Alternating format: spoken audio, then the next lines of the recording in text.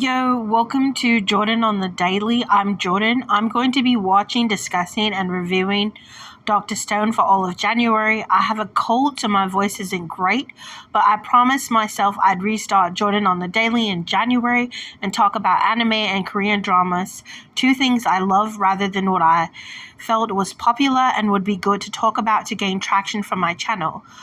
I obviously love to gain an audience, but if it takes time, that's okay, because I'd like people who love anime and Korean dramas as much as I do to take part in my reactions and review in the comments. Episode 2 of Dr. Stone begins with a recap of Taejun trying to confess his feeling for Yuzuriha and goes into the petrification of the world. Some of my questions from episode 1 have been answered, which I forgot to mention in that video, so I'll mention it here.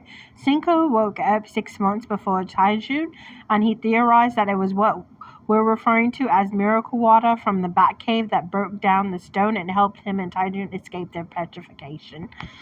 I'm not sure what year it was when the series began, but I do know that it's October 5th in the year 5738 and that it has been 3,700 years since the world turned to stone. We hear Zinku's vow to bring civilization to fruition again, and Taejun's vow to revive Asuriha. Another extremely important thing I didn't mention in episode 1, Stoneworld, was that Zinku and Taejun now have the means to revive Asuriha. They first practiced on a bird, while Zinku had been trying to revive birds for 6 months before Taejun arrived. At the end of episode 1, you see that their efforts of making alcohol and combining it with nidal or bat juice, we get the liquid required to break things out of stone. Poor birds are our test subject. At least this time someone is trying to break them free instead of harming them.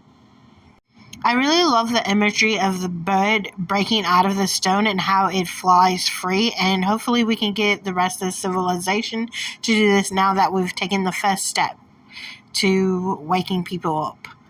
Now let's get back to episode 2 now that I mentioned what I forgot to mention in episode 1. Why would we mention waking up a murderer if we know we're going to wake up Yuzuriha? What? Why would we even do that to ourselves?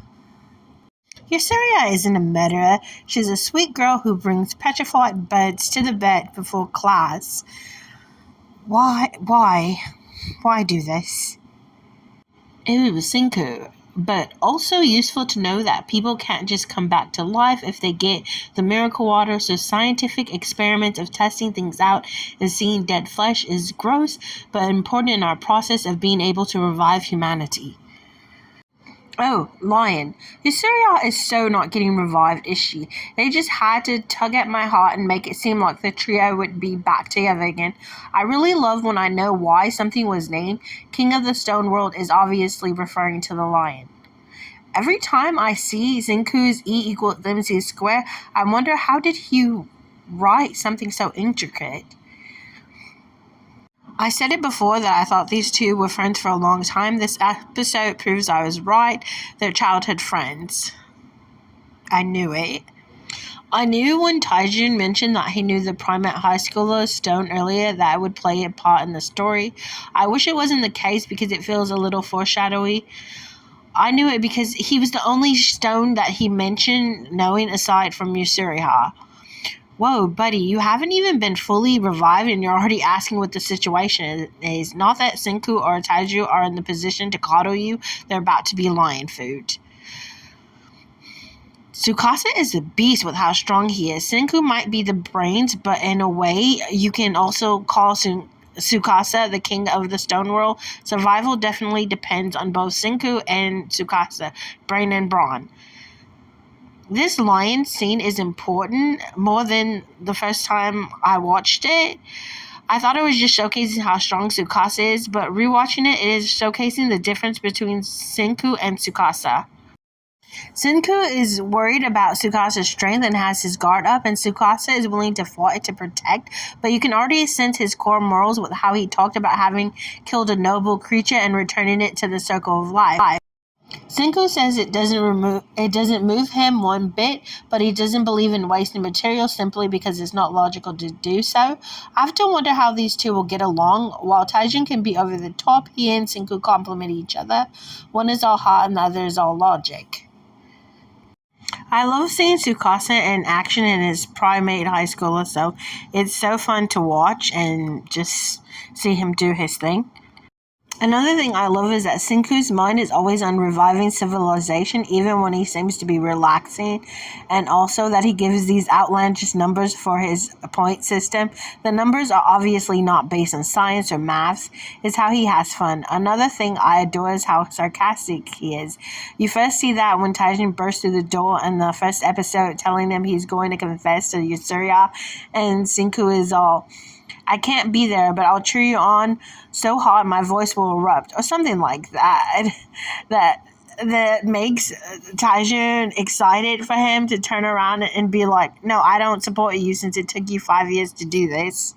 According to Senku, there are 4 things you can do with lime, agriculture, construction, and soap. Is that a scientific fact? The first 2 are, and yes, calcium carbonate can make soap. Where do we get oil from? What plant gives us oil? Is it the seaweed or is it fish? I had to Google it, and as it turns out, there is a process for extracting oil from seaweed. It's called stem distillation. You heat the seaweed up on high heat and with a lot of pressure and get the plant essential oils that way. What happened to the 4th thing? Aha, Dr. Stone, the name of our series and the manga that comes from. I've already mentioned this, that I love when things make sense and the audience is told how something comes about. It totally makes sense that this little soap stone, the stone soap, would be considered Dr. Stone because it will prevent illnesses. Senku clearly does not trust Tsukasa. He's not comfortable at all with him praising him. Flirting or an agenda, huh? That's what it says in the English dubs. Anyway, yes, I do the English dubs, especially when my eyes hurt and I don't want to read. Thank you, Taijin. What did happen to the 4th thing? Whoa, now, Senku, why are you lying to me and Taiju? I thought we were mates. Yeah, okay, Tsukasa is insane. Yes, well, I get it theoretically. We can't rebuild modern civilization without an economy. Economics isn't just about money and owning things. It's trying to figure out how to pool our resources, making well-informed decisions. Tsukasa is only looking at the worst parts of a society. And utopia will never work. Tsukasa wants to keep things the same, but people like Senku will always exist and push to change things and reinvent the wheel or invent the wheel in this case since humanity has gone backwards. Tsukasa's thought process reminds me of the book Childhood's End by Arthur C. Clarke. In the book, aliens known as the Overlords invade, and it seems like humanity is living in this utopia, but under the surface they're not. Mankind and the Earth become the collective mind and go extinct. I happen to think that's a sad ending.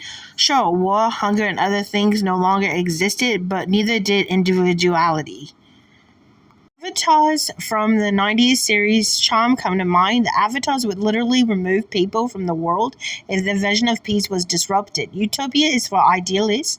Realists know better. Peace comes with a price, a heavy one at that. I'm Jordan. You've just been watching Jordan on the Daily, where I give my thoughts, opinions on animes, dramas you didn't ask for, want, or need, but this is the internet, the place you go to discuss things other people just don't give a damn about. See you.